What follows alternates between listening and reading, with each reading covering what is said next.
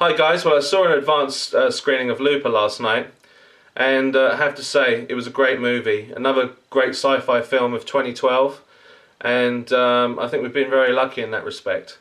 Especially what with having The Dark Knight Rises and The Avengers, and I really enjoyed Dredd. So it was great to go and see another sci-fi film which I thoroughly enjoyed. It's another time travel movie, and you know, basically time travel films have been done a lot. I mean, they've done pretty much to death, and it feels like that we've seen every aspect of any plot device that has been used in time travel. Can they do anything new? And I think, to be fair on this film, it does, when you're watching it, it does feel like, you know, all the themes that you're seeing are very familiar. You're saying, oh, I recognise there's parts of that film, you know, I recognise here, and there's parts of another time travel I recognise at this part.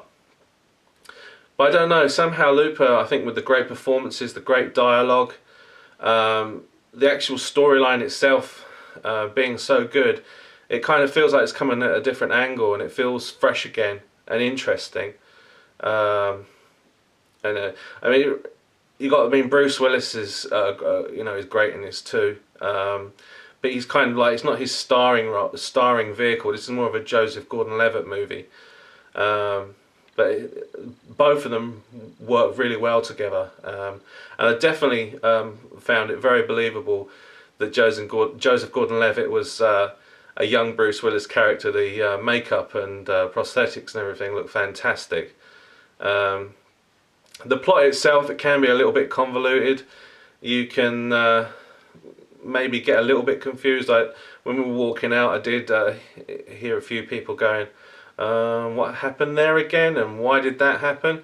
But that's, you know, that's what great film is about. It makes you think when you're walking out, you know, what went on there, and you're working it out. And for me, I didn't have too much trouble with it. I followed it quite closely, and I was just really engrossed in the film, and didn't get too confused by the plot at all.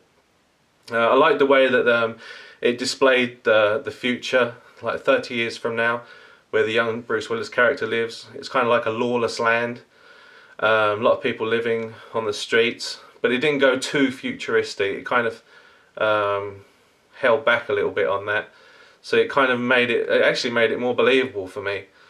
And what was interesting was obviously how it gave a good reason of why people were sent from a more distant future to be executed by these Looper characters, one being Joseph Gordon-Levitt.